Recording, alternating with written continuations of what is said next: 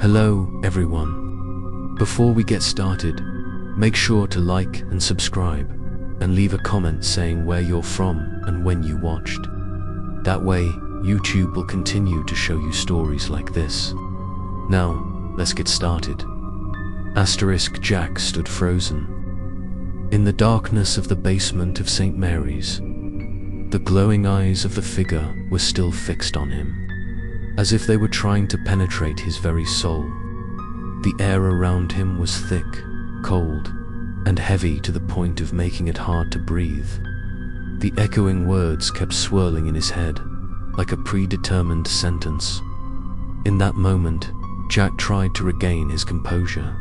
He pulled out the small knife from his pocket, his hand shaking so much that the blade clanged against the flashlight. He knew the weapon would be useless against an entity that did not belong to this world, but at least it made him feel that he was not completely helpless. The figure did not approach immediately, but stood still, its glowing eyes flickering like hot coals. A moan echoed from the wall, mixed with a long whisper like a soul pleading. Jack glanced around the room, and then he realized something terrible. The glowing symbols on the wall were not just drawings. They were moving, swirling like fiery snakes, forming a circle around him. Jack panicked, rushing to the stairway door. But no matter how hard he pounded, the door remained closed. Behind him, a figure began to walk, each step a heavy thud against the stone floor.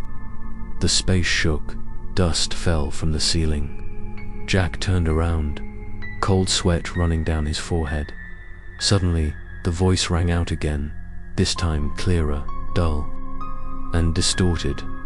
It said that he had been chosen. His soul would be the final piece to complete the unfinished ritual for centuries. The haunted stories that the villagers had whispered for so long were not just rumors. They were the truth, and Jack was becoming a part of them. In his despair, Jack remembered what Margaret had said. She said that if he wanted to escape, he had to face it directly. But how could he face it when the darkness was slowly swallowing him up? He took a deep breath, trying to calm himself, then suddenly stepped towards the figure, instead of backing away at that moment. All the surrounding sounds suddenly stopped. Only Jack's heart pounded and his breathing became rapid. When the flashlight shone directly on the shadowy face, Jack saw more clearly the figure of the priest who had been dead for centuries. His face was distorted, his skin cracked like ash. His lips were dry but still moving. From his neck, a long black chain was attached to the wall behind him, as if he was imprisoned in this very church. In a moment of horror, Jack realized that the priest could not step out of the circle of symbols. He was bound, but at the same time he was trying to pull others in to complete the ritual. This discovery helped Jack regain some courage. He gradually retreated towards the stone table, his eyes not leaving the figure. On the stone table, the black cloth moved again. Jack trembled as he lifted a corner and saw a thick book, its cover made of rotten leather. On it were engraved symbols identical to the burn marks on the wall. He recognized this as the ritual book that the priest had used. Jack quickly grabbed it, but as soon as he touched it, a cold air blew out and made him fall back. A piercing scream rang out, as if dozens of souls were crying at the same time. The priest's shadow roared, his red eyes glowing more fiercely. He reached out, trying to snatch the book back. Jack hugged it tightly, rushing towards the stairs. This time, strangely, the door swung open as if released by an invisible force. He rushed forward, panting, the book still clutched tightly in his hand.